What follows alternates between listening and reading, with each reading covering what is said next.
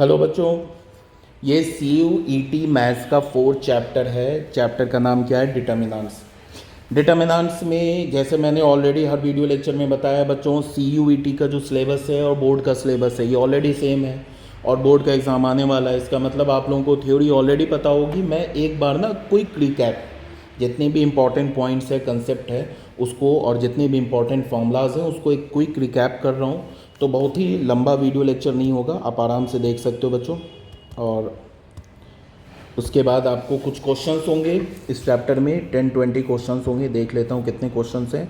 23 questions है, उसके answer की गिवन है। आप क्वेश्चन सॉल्व करेंगे और जिस क्वेश्चन में डाउट होगा आप डाउट क्लास में डिस्कस करेंगे, और उसके डाउट क्लास के नेक्स्ट डे इन सभी क्वेश्चंस के आपको बच्चों वीडियो लेक्चर मिल जाएंगे।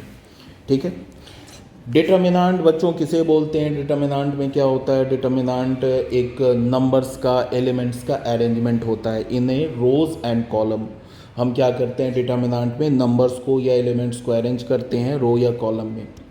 अब किसी भी स्क्वायर मैट्रिक्स का ही डिटर्मिनेंट एग्जिस्ट करता है, नॉन स्क्वायर मैट्रिक्स या रेक्टेंगुलर मैट्रिक्स का डिटर्मिनेंट एग्जिस्ट नहीं करता है।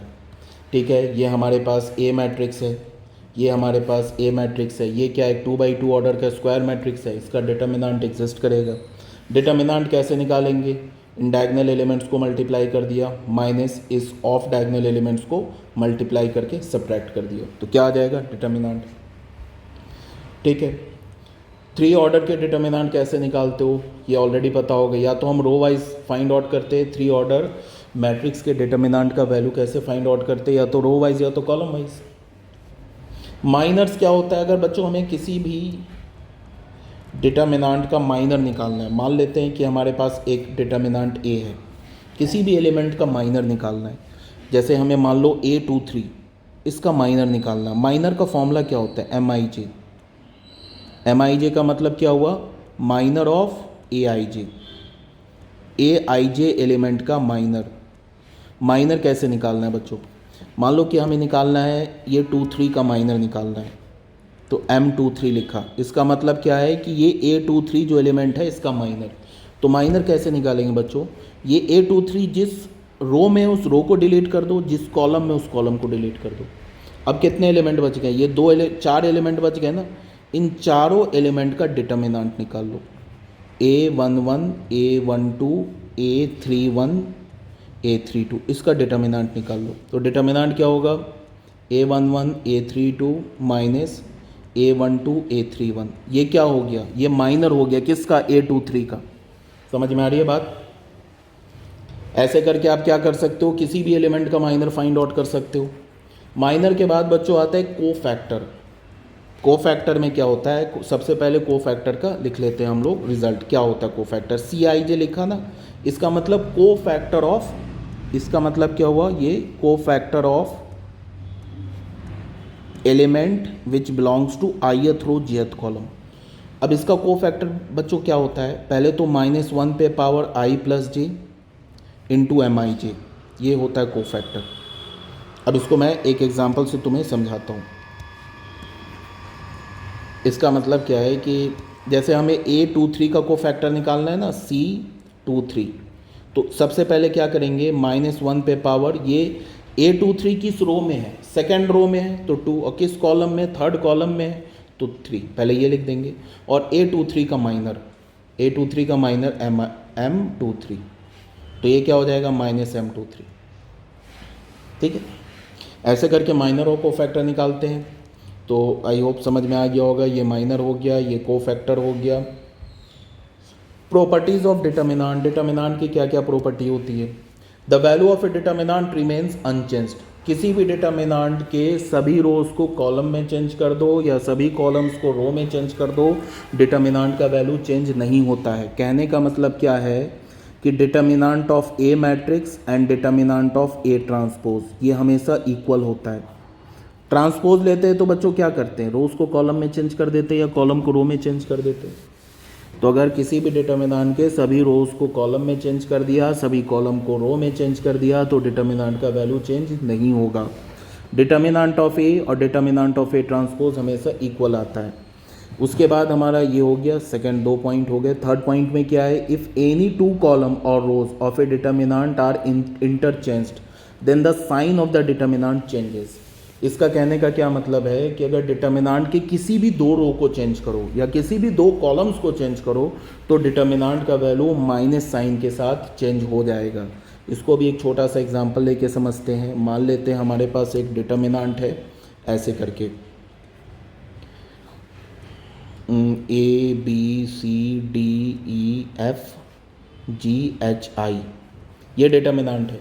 मुझे मन कर रहा है कि C1 और C3 को मैंने इंटरचेंज कर दिया, ठीक है।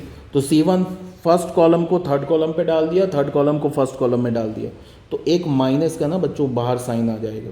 अब C3 आएगा तो CFI हो जाएगा और सेकंड कॉलम तो चेंज होगा नहीं, BEH, first column third column में आ जाएगा तो क्या हो जाएगा, ADG, ठीक है।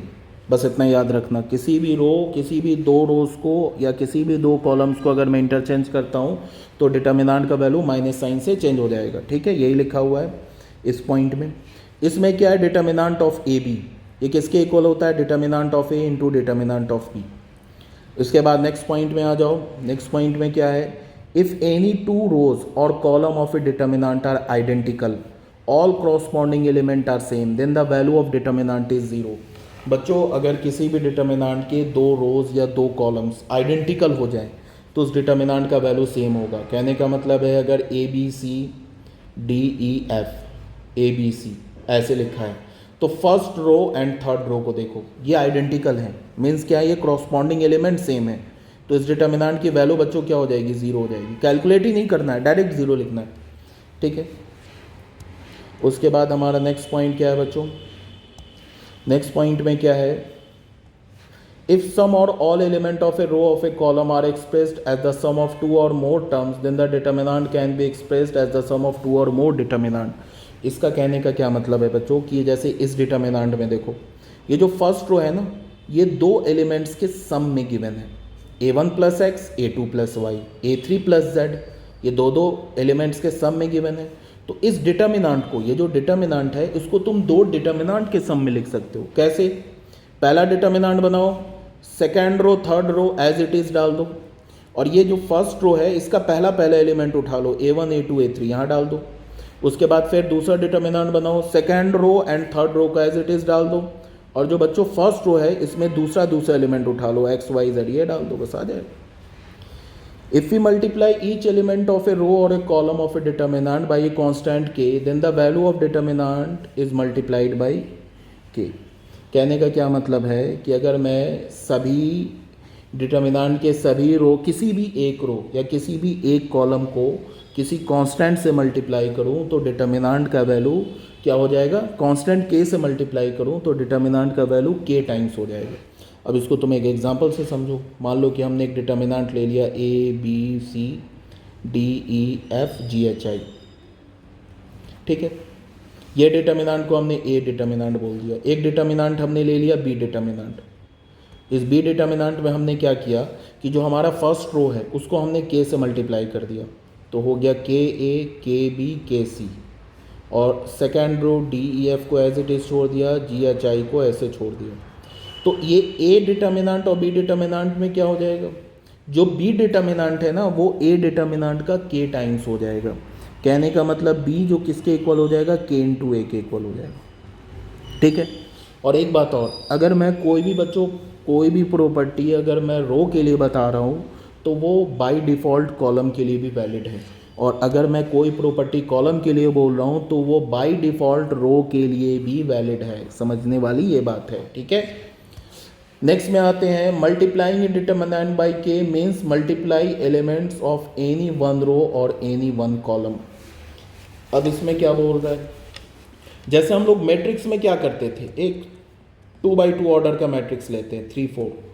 अगर मुझे ये मैट्रिक्स A है, अगर मुझे क्या करना है 3A मैट्रिक्स लिखना है तो क्या करते थे, हर एक एलिमेंट को 3 से मल्टीप्लाई करते थे, यही करते थे ना।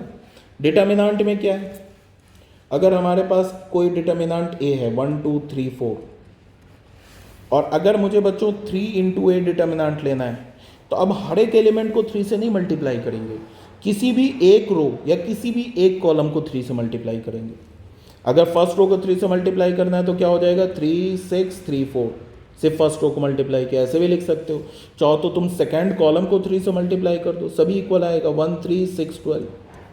ठीक है, मैट्रिक्स में सभी एलिमेंट से मल्टीप्लाई करते हैं, डिटर्मिनेंट में क्या करते हैं, किसी भी एक रो या किसी भी एक कॉलम से ही मल्टीप्लाई करते हैं। ठीक है, ये हमारी प्रॉपर्टी हो गई। उसके बाद आते हैं नेक्स्ट में हम लोग एडिंग और subtracting each element of any column और any row of a determinant with the equimultiple of corresponding element. ये क्या बोल रहा है मैं इसको समझाता हूँ। ये सब तो बहुत बेसिक प्रॉपर्टी है जो ऑलरेडी तुम लोगों को पता होगा। जैसे हमने डिटर्मिनेंट ए लिया, ऐसे लिया A B C D E F G H I, और एक हमने क्या लिया, ऐसे बोला R2, और क्या बोला R2 + 3 R3। इसका मतलब क्या है कि थर्ड रो के हर एक एलिमेंट को 3 से मल्टीप्लाई करो और सेकेंड रो के करॉस्पॉन्डिंग एलिमेंट में ऐड कर दो। ऐसा करने पे डिटर्मिनेंट का वैल्यू चेंज नहीं होता है। जैसे अगर मैंने क्या किया, इसको हम ऐसे लिख सकते हैं, फर्स्ट रो को तो कुछ भी नहीं चेंज करेंगे, सेकेंड रो में हमें मल्टीप्लाई करना है, क्या थर्ड रो के एलिमेंट को 3 से मल्टीप्लाई करके सेकेंड रो के करॉस्पॉन्डिंग एलिमेंट में ऐड करना है। तो क्या हो जाएगा D + 3G, ऐसे हो गया। फिर क्या हो जाएगा E + 3H, ऐसे हो गया। फिर क्या हो जाएगा F + 3I, और यहाँ पे GHI। ऐसा करने पे बच्चों क्या हुआ, डिटर्मिनेंट का वैल्यू चेंज नहीं होगा। याद रखना, डिटर्मिनेंट का वैल्यू नहीं चेंज होगा। या फिर तुम कॉलम वाइज भी कर सकते हो। मान लो कि हमने लिखा C1 -5 C2 कर दिया। इसका मतलब क्या है, सेकेंड कॉलम के हर एक एलिमेंट को 5 से मल्टीप्लाई करना है और फर्स्ट कॉलम के क्रॉसपॉन्डिंग एलिमेंट में सब्ट्रैक्ट कर देना है। ऐसा करने पे भी डिटर्मिनेंट का वैल्यू चेंज नहीं होता है। ये सब ऑलरेडी आप लोगों को पता होगा। ठीक है, अब आते हैं बच्चों हम लोग क्या है, area of triangle. Area of triangle ये होता है डिटर्मिनेंट के फॉर्म में। ये फॉर्मूला होता है बच्चों एरिया ऑफ ट्रायंगल का। अगर हमारे पास कोई ट्रायंगल है, ऐसे बना हुआ है, ये है x1, y1, एक वर्टेक्स का कोऑर्डिनेट x1, y1, b हमारे पास x2, y2, दूसरे कोऑर्डिनेट का वर्टेक्स मिल गया, c हमारे पास x3, y3, तीसरे कोऑर्डिनेट का वर्टेक्स मिल गया। तो एरिया ये होता है। एरिया हमेशा एक पॉजिटिव क्वांटिटी होता है। तो जब भी एरिया लेते हैं बच्चों, तो हम इसका क्या करते हैं, एब्सोल्यूट वैल्यू लेते हैं। इसको क्या करो, ये डिटर्मिनेंट का, इसका एब्सोल्यूट वैल्यू ले लो, because area is always positive. यहाँ पे क्या, area is positive quantity, so we always take the absolute value of the determinant. ये जो डिटर्मिनेंट है ना बच्चे, इसका एब्सोल्यूट वैल्यू लेंगे। एब्सोल्यूट वैल्यू का मतलब है कि अगर मान लेते हैं इस डिटर्मिनेंट का हमें वैल्यू -3 मिल रहा है, तो क्या लेंगे इसका वैल्यू 3, एरिया निकालने के लिए। If the area of a triangle is already given, then use both positive and negative value of the determinant for calculation. इसका मतलब क्या है बच्चों, कि अगर मान लो किसी भी ट्रायंगल का हमें एरिया गिवन है, किसी भी ट्रायंगल का हमें क्या गिवन है, एरिया। मान लो कि जैसे कोई ट्रायंगल है हमारे पास ABC, ये हमेशा कई सारे बच्चे मिस्टेक करते हैं। एरिया गिवन है हमारे पास, मान लो 5 स्क्वायर यूनिट गिवन है। ठीक है, तो एरिया का फॉर्मूला तुम क्या यूज़ करोगे, 1/2, और यहाँ पे एब्सोल्यूट वैल्यू लिखेंगे ऐसे, x1 y1 z1, x2 y2 z2, x3 y3 z3, और यहाँ पे लिखेंगे 5। ठीक है, अब तुम्हें ध्यान में क्या रखना है कि एरिया पॉजिटिव होता है, कोऑर्डिनेट पॉजिटिव भी हो सकता है, नेगेटिव भी हो सकता है। ये जो कोऑर्डिनेट लिखा है ना, x1 y1 z2, x2 y2 z2, x3 y3 z3, ये पॉजिटिव भी हो सकता है, नेगेटिव भी हो सकता है। ये पहले हम लोग इक्वेशन बनाएंगे।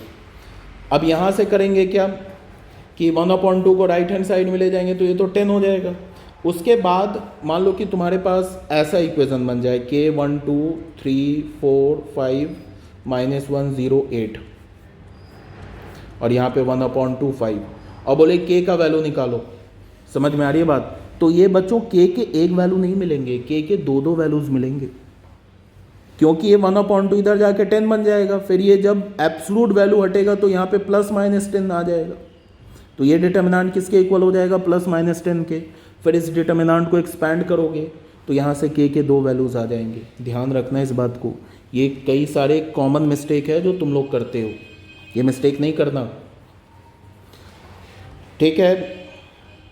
उसके बाद क्या है, area of a triangle formed by 3 collinear point is always zero.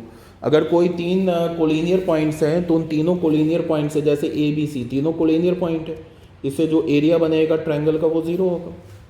उसके बाद एक इंपॉर्टेंट फॉर्मूला है A into adjoint A, adjoint A into A किसके इक्वल होता है, ए इंटू आई के इक्वल होता है। याद रखना ये बच्चों इंपॉर्टेंट रिजल्ट है, A into adjoint A is equals to adjoint A into A is equals to A into identity matrix, ये इक्वल होता है। Inverse of a matrix, matrix किसी का इनवर्स, अगर मैं बोल रहा हूँ कि ए मैट्रिक्स इन्वर्टेबल है तो सबसे पहली बात है कि ए क्या होगा, एक नॉन सिंगुलर मैट्रिक्स होगा। अब नॉन सिंगुलर मैट्रिक्स और सिंगुलर मैट्रिक्स किसे बोलते हैं, अगर किसी भी मैट्रिक्स ए का डिटर्मिनेंट जीरो के इक्वल आ जाए तो यहाँ से हम क्या बोलेंगे, A is a singular matrix. क्या बोलेंगे, ये सिंगुलर मैट्रिक्स है। किसी भी मैट्रिक्स का डिटर्मिनेंट जीरो के इक्वल आ जाए तो उसे हम सिंगुलर मैट्रिक्स बोलेंगे, और determinant of A is not equals to zero तो यहाँ से हम क्या बोलेंगे, A is a non singular matrix.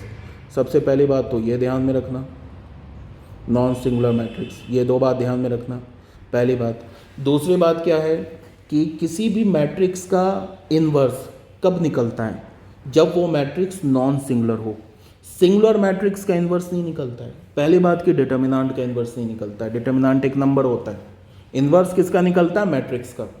और कौन से मैट्रिक्स का इनवर्स निकलता है, जो कि एक नॉन सिंगुलर मैट्रिक्स हो, मीन्स उस मैट्रिक्स का डिटर्मिनेंट जीरो के इक्वल ना हो।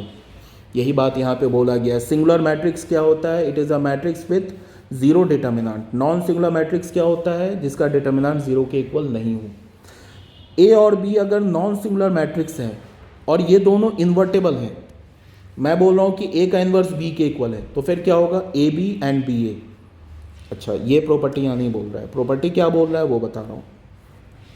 इसमें बोल रहा है कि ए मैट्रिक्स एंड बी मैट्रिक्स अगर नॉन सिंगुलर मैट्रिक्स है तो बच्चों इनका जो प्रोडक्ट मैट्रिक्स होगा ना, ए बी और बी ए, ये भी नॉन सिंगुलर मैट्रिक्स होगा। ए अगर नॉन सिंगुलर मैट्रिक्स है, बी भी नॉन सिंगुलर मैट्रिक्स है, तो ए बी मैट्रिक्स भी नॉन सिंगुलर होगा, बी ए मैट्रिक्स भी नॉन सिंगुलर होगा। पहली बात, स्क्वायर मैट्रिक्स इज इन्वर्टेबल। कोई भी स्क्वायर मैट्रिक्स इन्वर्टेबल कब होता है, जब वो नॉन सिंगुलर हो। सिंगुलर मैट्रिक्स इन्वर्टेबल नहीं होता है। और अगर ए मैट्रिक्स हमारा एक नॉन सिंगुलर मैट्रिक्स है तो ए का ऐसे इन्वर्स निकालते हैं। एक तो मैंने मैट्रिक्स चैप्टर में बताया, रो ट्रांसफॉर्मेशन और कॉलम ट्रांसफॉर्मेशन से इन्वर्स कैसे निकालते हैं। दूसरा ये फॉर्मूला इन्वर्स निकालने का। कंसिस्टेंट सिस्टम, सिस्टम कंसिस्टेंट कब होता है, सिस्टम ऑफ इक्वेशन कंसिस्टेंट कब होता है, जब उसका सॉल्यूशन एग्जिस्ट करे। एक सॉल्यूशन एग्जिस्ट करे या इनफाइनाइट सॉल्यूशन एग्जिस्ट करे, दोनों केस में सिस्टम क्या होता है, consistent. A system of equation is said to be consistent if there exist one or more solution. एक सॉल्यूशन हो या एक से ज़्यादा सॉल्यूशन हो, सिस्टम क्या होता है बच्चों, कंसिस्टेंट। इनकंसिस्टेंट सॉल्यूशन कब होता है या इनकंसिस्टेंट सिस्टम ऑफ इक्वेशन कब होता है, जब उसका कोई सॉल्यूशन ही एग्जिस्ट ना करे, तो वो क्या होता है, इनकंसिस्टेंट। अब यहाँ पे क्या है, फॉर स्क्वायर मैट्रिक्स ए, ये वाला इक्वेशन तो तुम्हें पता होगा। हम लोग लीनियर इक्वेशन को ऐसे ही तो सॉल्व करते हैं ना, जैसे हमारे पास लीनियर इक्वेशन है a1x plus b1y plus c1z is equals to d1। दूसरा है a2x plus b2y plus c2z is equals to d2। फिर हमारे पास है a3x plus b3y plus c3z is equals to d3। ये तीन इक्वेशन है, फर्स्ट सेकेंड थर्ड। तो इसके लिए हम लोग इक्वेशन क्या लिखते हैं, ऐसे ही लिखते हैं ना, x is equals to b। ठीक है, इसमें आपको ध्यान में क्या रखना है कि अगर डिटर्मिनेंट ऑफ ए, अगर डिटर्मिनेंट ऑफ ए ज़ीरो के इक्वल है तो adjoint A into B, determinant of A zero के इक्वल है और adjoint of A into B ये अगर नॉन ज़ीरो के इक्वल है, then there exist no solution, तब कोई सॉल्यूशन एग्जिस्ट ही नहीं करेगा। क्या बोल रहा हूँ मैं, मेरी बात समझ में आ रही है। अगर डिटर्मिनेंट ऑफ ए ज़ीरो के इक्वल है और adjoint of A into B अगर ये ज़ीरो के इक्वल नहीं है तो सिस्टम क्या होगा बच्चों, इनकंसिस्टेंट होगा, मीन्स नो सॉल्यूशन आएगा, एक्स वाई जेड का कोई वैल्यू नहीं मिलेगा। ठीक है, और अगर डिटर्मिनेंट ऑफ ए ये ज़ीरो के इक्वल नहीं है तो क्या होगा, सिस्टम क्या होगा, कंसिस्टेंट होगा और यूनिक सॉल्यूशन आएगा। और अगर डिटर्मिनेंट ऑफ ए जीरो के इक्वल है and adjoint of A into B ये भी जीरो के इक्वल है, तो सिस्टम क्या होगा, मे और may be consistent. System consistent हो भी सकता है और इनकंसिस्टेंट भी हो सकता है, लेकिन यहाँ पे थोड़ा सा कैच है जिसको समझना है। अगर कंसिस्टेंट हुआ तो इन्फिनाइटली मेनी सॉल्यूशन होगा। मैं एक बार फिर से रिपीट करता हूँ, अगर डिटर्मिनेंट ऑफ ए ये जीरो के इक्वल नहीं है तब तो सिस्टम कंसिस्टेंट होगा, मीन्स यूनिक सॉल्यूशन होगा, मीन्स एक्स वाई जेड का एक पर्टिकुलर वैल्यू आ जाएगा, ठीक है। और डिटर्मिनेंट ऑफ ए अगर जीरो के इक्वल है and adjoint A into B अगर ये जीरो के इक्वल नहीं है तो इस केस में सिस्टम इनकंसिस्टेंट होगा, मीन्स डायरेक्ट नो सॉल्यूशन होगा। थर्ड केस में क्या है, अगर डिटर्मिनेंट ऑफ ए जीरो के इक्वल है और एडजॉइंट ए इनटू बी ये भी एक नल मैट्रिक्स है, ये सॉरी ये जीरो नहीं है, नल मैट्रिक्स है, अगर ये नल मैट्रिक्स के इक्वल है तो सिस्टम इनकंसिस्टेंट भी हो सकता है और साथ में कंसिस्टेंट भी हो सकता है। तो इनकंसिस्टेंट होगा तब तो नो सॉल्यूशन होगा, बट अगर कंसिस्टेंट हुआ तो इन्फिनाइटली मेनी सॉल्यूशन होगा, बिकॉज यूनिक सॉल्यूशन तो फर्स्ट केस में ही कवर हो गया ना। ठीक है बच्चों, ये एक्सरसाइज में टोटल 23 क्वेश्चंस हैं, इन्हें सॉल्व करके रखना। जो भी डाउट होगा हम लोग क्या करेंगे नेक्स्ट क्लास में, डाउट क्लास में डिस्कस करेंगे, और डाउट क्लास के नेक्स्ट डे आपको इन सभी क्वेश्चंस के वीडियो लेक्चर मिल जाएंगे। आई होप क्लियर होगा। Thank you very much.